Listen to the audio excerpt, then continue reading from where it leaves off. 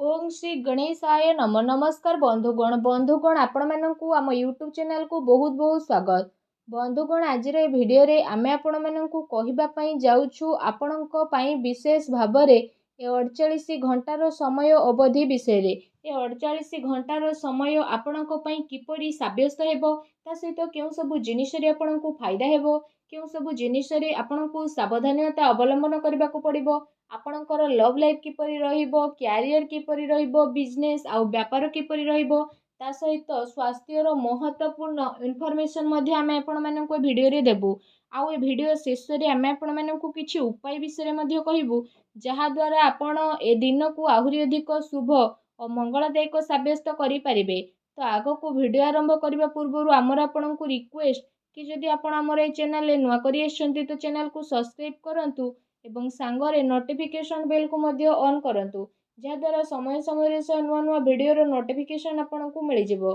तो आसंतु सर्वप्रथम जानिबा किपरि रहिबो आपणको पई विशेष भाव में 48 घंटार समय अवधि जदि सबुठार प्रथमे कहिबा कि कोन आपणको पई ए दिन रे विशेष भाव में पॉजिटिव रहिबा को जाउछि जदि कहिबा तो फ्रेंड्स ए दिन आपणको पई बहुत ही भल और शुभदायक रहिबो। जरूरी काम करबा द्वारा आपणको विशेष भाव में लाभदायक अवसर प्राप्त मध्य हेबो अटके रहितिबा धन मध्य आपणको पुणी थरे वापस मिली पारे भल खबर मिलिबार आपणको पई अनेक ही जोग बनु अछि उच्च पदाधिकारी एवं वृद्ध लोकंकर सहयोग आपणको प्राप्त हेबो एवं सबु कार्य आपण सहलतार सह संपन्न करिकि आपणको प्रतीत मध्य हेबो। एहा सहित आपण आपणकर कार्य कुशलतार द्वारा कौनसी महत्वपूर्ण कार्य को बहुत ही भल उपाय रे पूर्ण करिवे जहा द्वारा आपणको काफी खुशी मध्य अनुभव हेबो कौनसी अति संपर्कीय लोकंकर घरे आगमन एवं हस परिहास रे आपणकर समय बीतित हेबा घरर माहौल को काफी खुशी भरा मध्य बनेई देबो निजर परिवार रो व्यवस्था बनेई के रखिबा पई जहा नियम आउ कायदा बना जाईछि तो से सब आपणको पई बहुत ही तारीफबान हेबो। एहा द्वारा घरे अनुशासित माहौल रहिबो आउ पिला माने निजर पाठ पढ़ा द्वारा एकाग्र चित्त मध्य रहिबे आपण आपणकर डेली लाइफ रु बाहरी किछि नुआ करिबा पई चेष्टा करिवे जहा द्वारा आपणकर मानसिक आउ शारीरिक थकापण मध्य दूर हेबो आउ नुआ ऊर्जार प्रभाव आपण आपणक भितरे अनुभव मध्य करि नेबे। फाइनान्स संबंधित जदि कहिबा महत्वपूर्ण निर्णय नेबा पई मध्य ए दिन आपणक पई बहुत ही उत्तम दिन रहिबो विशेष भाव में ए दिनर समय आपणक पई किछि सकारात्मक उपलब्धि मध्य नेकी आसीबो निजर महत्वपूर्ण कार्य को निभेइबारे आपण आपणकर विशेष भाव में पूरा ऊर्जा लगेबे आपणक प्रयास अवश्य ही सफल हेबो।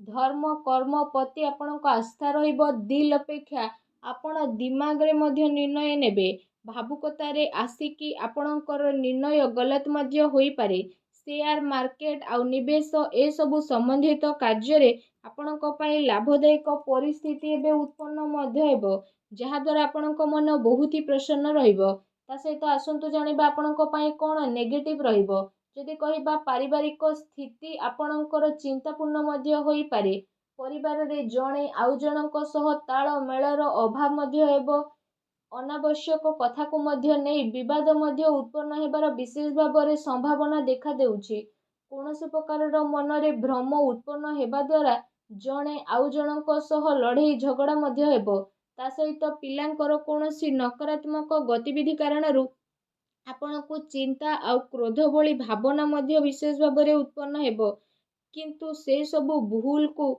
आपण ठीक करबा पई विशेष रूप से चेष्टा करंतु एहा द्वारा आपणक स्थिति रे शीघ्र ही सुधारता देखिबा को मिलिबो।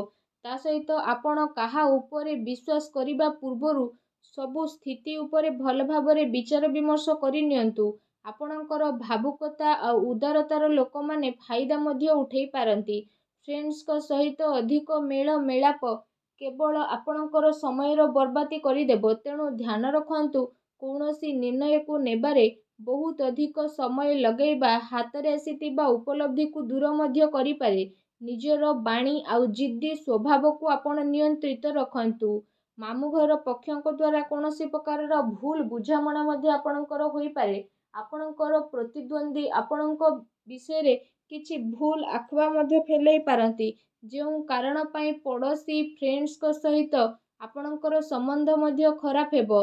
କୌଣସି ବି ପରିସ୍ଥିତିକୁ ଆପଣ ଶାନ୍ତିପୂର୍ଣ୍ଣ ରୂପରେ ବୁଝାନ୍ତୁ। କ୍ରୋଧ କରିବା ସମସ୍ୟାକୁ ଆହୁରି ଅଧିକ ବଢ଼ିଦେବ। ତ ସେଥିପାଇଁ ନିଜର କ୍ରୋଧ ଉପରେ ସଂଯମତା ରଖନ୍ତୁ। ଏହା ସହିତ କୌଣସି ବି କାମ କରିବା ପୂର୍ବରୁ ତା ଉପରେ ଗମ୍ଭୀରତାର ସହ ଭାବି ଚିନ୍ତି କାମ କରିବା ଅତି ଆବଶ୍ୟକତା ରହିଛି। କୌଣସି ବାହାର ବ୍ୟକ୍ତି ଜଳନ ଭାବନାରେ ଆପଣଙ୍କ ଉପରେ ବଦନାମୀ ବା ଆରୋପର ସ୍ଥିତି ମଧ୍ୟ ଉତ୍ପନ୍ନ କରିପାରେ, ତେଣୁ ଆପଣ ସାବଧାନ ରୁହନ୍ତୁ। ଯଦି ଆପଣଙ୍କର ଲଭ୍ ଲାଇଫ୍ ବିଷୟରେ ଆମେ କହିବା, ତ ଏ ଦିନ ଆପଣଙ୍କର ଜୀବନ ସାଥୀ ଆପଣଙ୍କୁ ସବୁ କାର୍ଯ୍ୟରେ ସାହାଯ୍ୟ ସହଯୋଗ ପ୍ରଦାନ କରିବେ ଆଉ ସବୁ କଥା ଆପଣଙ୍କର ଶୁଣିବେ, ଯାହାଦ୍ୱାରା ଆପଣଙ୍କ ସମ୍ପର୍କରେ ସକାରାତ୍ମକ ପରିବର୍ତ୍ତନ ଆସିବ। ଆପଣଙ୍କ ପ୍ରେମ ଜୀବନରେ ଚାଲି ଆସୁଥିବା ସମସ୍ୟା ଏବେ ଆପେ ଆପେ ସମାପ୍ତ ମଧ୍ୟ ହୋଇଯିବ। ଆଉ ଜୀବନ ସାଥୀଙ୍କର ସକାରାତ୍ମକ ସହଯୋଗ ଆପଣଙ୍କୁ ଆତ୍ମବଳ ଆଉ ଆତ୍ମବିଶ୍ୱାସ ପ୍ରଦାନ କରିବ। ଆପୋଷିକ ସମ୍ବନ୍ଧରେ ଆହୁରି ଅଧିକ ଘନିଷ୍ଠତା ଦେଖିବାକୁ ମିଳିବ।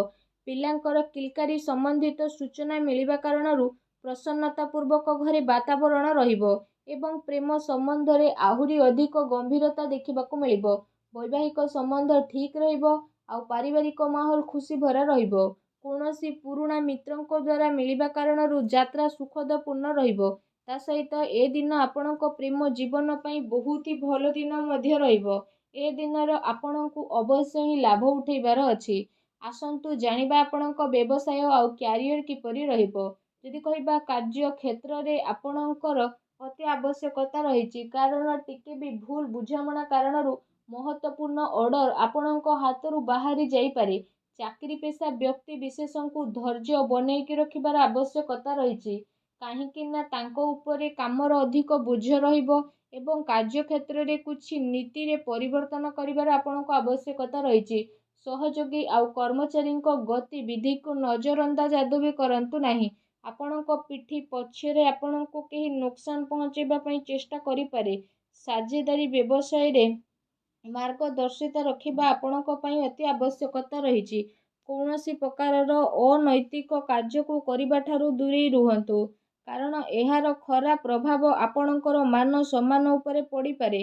ସେଥିପାଇଁ କୌଣସି ଅଜଣା ବ୍ୟକ୍ତିଙ୍କ ସହ କୌଣସି ଡିଲ୍ ଫାଇନାଲ ଆପଣ କରନ୍ତୁ ନାହିଁ।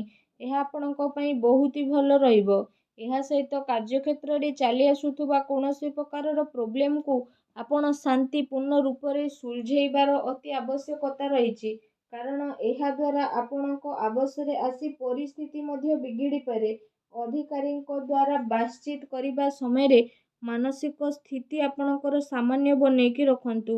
ଏହା ସହିତ ଏ ଦିନ ମାର୍କେଟିଂ ସମ୍ବନ୍ଧିତ କାର୍ଯ୍ୟ ଆଉ ବାହାର ଗତିବିଧିରେ ଆପଣଙ୍କର ବ୍ୟତୀତ ହେବ।